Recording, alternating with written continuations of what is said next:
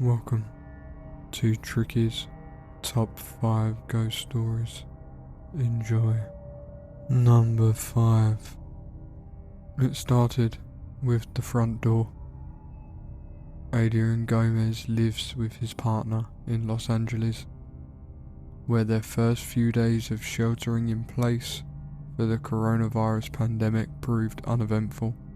In mid-April, Mr. Gomez was in bed when a nearby window shade began shaking against the window frame so intensely, despite the fact that the window was closed.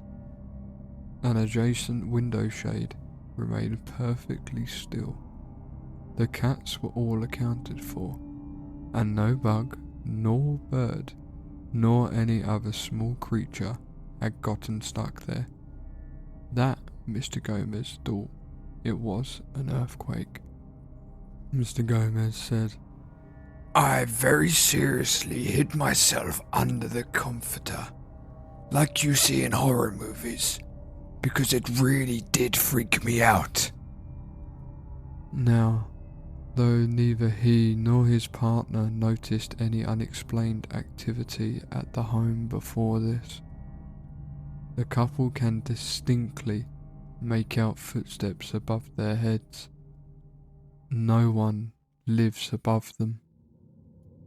"I am a fairly rational person," said Mr. Gomez, who is 26 and works in IT support. "I try to think what are reasonable, tangible things that could be causing this. But when I don't have those answers, I start to think maybe something else is going on." And even in some cases, to borrow the technical parlance of Ghostbusters, free-floating forward torso vaporous apparitions.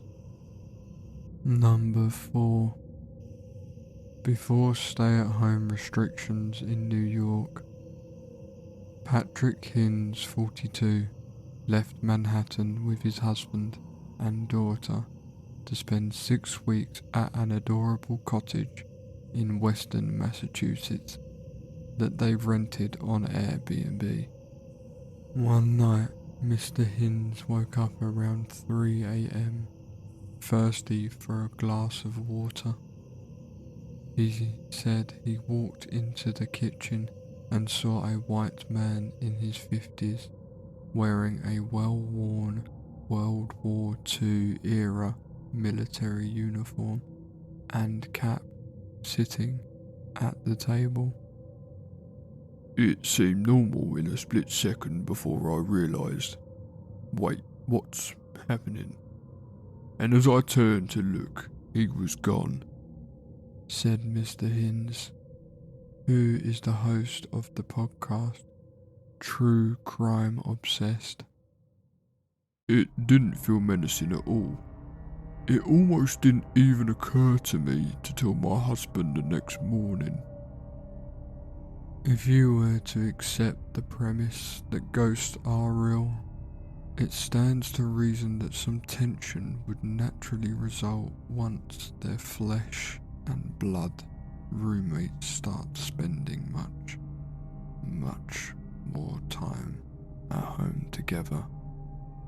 John E. L. Tenney, who describes himself as a paranormal researcher and is a former host of the TV show Ghost Stalkers, estimates that he has received 2 to 5 reports of a haunted house each month in 2019. Lately, it's been more like 5 to 10 in a week. Mr. Tenney has seen something like this before. In 1999, immediately before Y2K, he witnessed a spike in reported ghosts and poltergeist activity, as well as UFO sightings, which, in his experience, are also on the rise in this moment. It does seem to have something to do with our heightened state of anxiety. Our hypervigilance, he said. Mr. Tenney has no doubt that the vast majority of these cases in his inbox are completely explainable. in nature. When the sun comes up and the houses start to warm up, they're usually at work. They're not used to hearing the brick pops and the wood expand, he said. It's not that the house wasn't making these sounds. They just never had the time to notice. Or did they? Janie Cowan believes she's been haunted since college. The ghost she calls Matthew. A good biblical name. Chosen in hopes it would keep him on his best behaviour, explains Mrs. Cowan, who is 26, has historically made his presence known in her Nashville home through the sounds of someone running up and down the staircase at night. The noises are not like a house settling, or like a cat walking around, said her husband, Will Cowan, a 31-year-old accountant. It's very clearly out to get attention.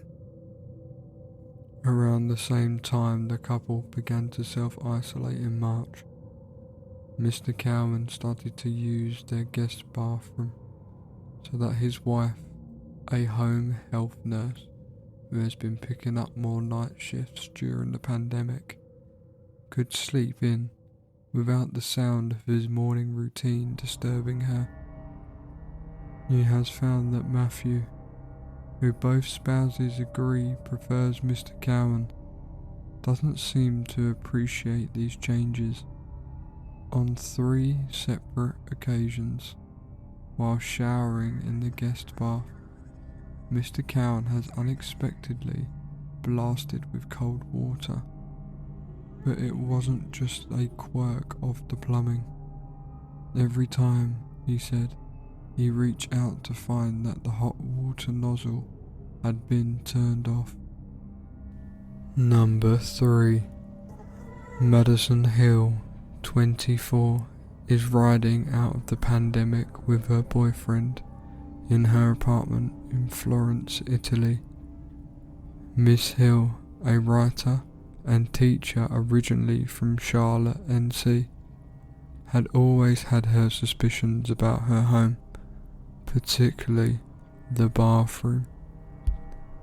There was the sense that someone was watching her, doors slamming, towels inexplicably on the floor. A few weeks into quarantine, she woke up to find something on her nightstand that did not belong there. It was a camera lens, one she brought from the United States, but lost when she moved in. She had given up on ever finding it, but here it was. Since then, other small objects, including a set of keys, have moved to strange new places inside her apartment. The reappearance of her camera lens in particular struck her as a mischievous, playful gesture. Perhaps even a thoughtful suggestion that this could be the perfect time for Miss Hill, who majored in film in college, to pick her old hobby back up. Number 2. Carrie Dunlap shares a 1-bedroom apartment in the Ridgewood neighborhood of Queens with his girlfriend, Alexandra Cole. Mr. Dunlap, a 31-year-old teacher, rapper, and concert promoter, believes he first met their resident ghost last summer. He saw her in the bathroom in the middle of the night, wearing green scrubs, standing an arm's length away from him. She appeared to be glowing. The woman vanished when he turned on the light. Mr. Dunlap knew that one of his friends, the couple is subleasing from, had spotted a ghost in the apartment. Both agreed they'd seen an older Asian woman of small stature. Mr. Dunlap and Miss Cole, a 27-year-old writer and editor, used to find themselves in a routine late-night tug-of-war over a too small comforter they shared. Several weeks ago, Mr. Dunlap woke late at night to a sensation of what he assumed was Miss Cole adjusting the blanket at his feet to spread it evenly across the bed. When the movement stopped and he didn't feel his girlfriend climb into bed beside him, he called out to her. She did not answer. Then she came back into the room where he asked her where she was, and she replied that she was in the bathroom. It's so weird, dude. Mr. Dunlap said, It's so weird. but the incident left him and Miss Cole with lingering positive impression, like whoever or whatever it was had been trying to make the couple feel more comfortable, or to meditate a potential conflict between them before it happened. Kurt Gray, an associate professor at the University of North Carolina at Chapel Hill, studies how we perceive and treat the minds of other entities, including animals, machines, and the dead. Times of great unease or malice, when there is an increased drive to find meaning in chaos, can lend themselves to perceive hauntings. He said not to mention that disease itself shares certain psychological parallels with a malevolent spirit, creeping invisibly upon its unsuspecting victims. This phenomenon also could be a side effect of the loneliness of our time. In quarantine, you are physically confined and also psychologically confined. Your world narrows, Mr. Gray said. You're trapped at home, you're needing human contact. It's comforting to think there's a supernatural agent here with you. Number 1. For Danielle, a 39-year-old lawyer, isolation predates this pandemic. She has been recovering at her home in Richmond, British Columbia, since contracting an unrelated serious illness over the winter. She first experienced strange activity in February. She said when she kept walking into her guest bedroom to find a particular lamp turned on, although she had no memory of leaving it that way. This happened again and again and again, until, on a whim, she said out loud, Don't turn that back on! The next time she entered the room, she found the ceiling light, which she never, ever switches on. On more than one occasion, she has heard the voices of a man and a woman having a conversation she couldn't quite make out. More recently, she was sewing face masks in the same bedroom. She had exactly enough fabric left to make one more mask, but when she briefly turned away from the ironing board where she had pressed the double cotton gauze, the two remaining pieces disappeared. It was gone! Daniela said. Like in the 20-second period, gone!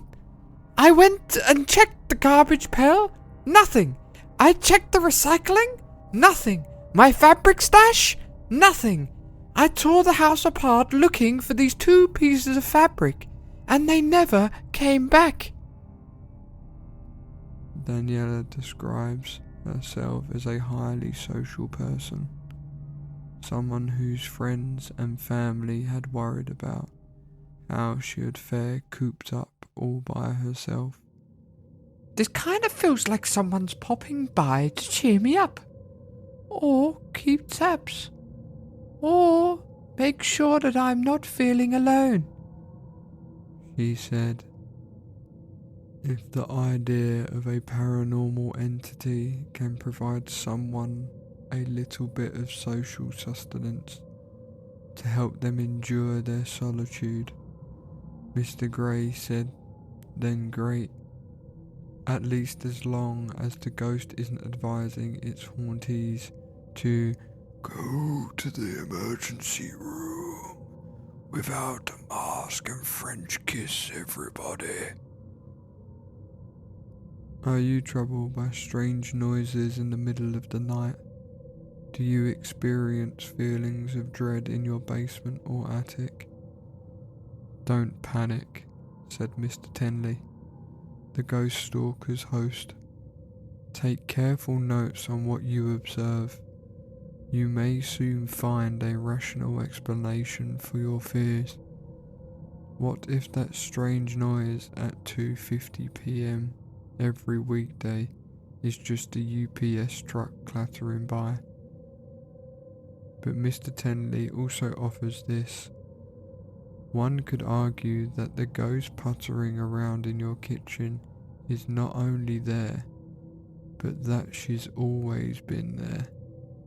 Maybe your what's changed, or maybe you're listening more closely in the greater quiet all around us. Perhaps we're just now starting to notice that the world is a little bit weirder than we gave it credit for. Thank you for listening.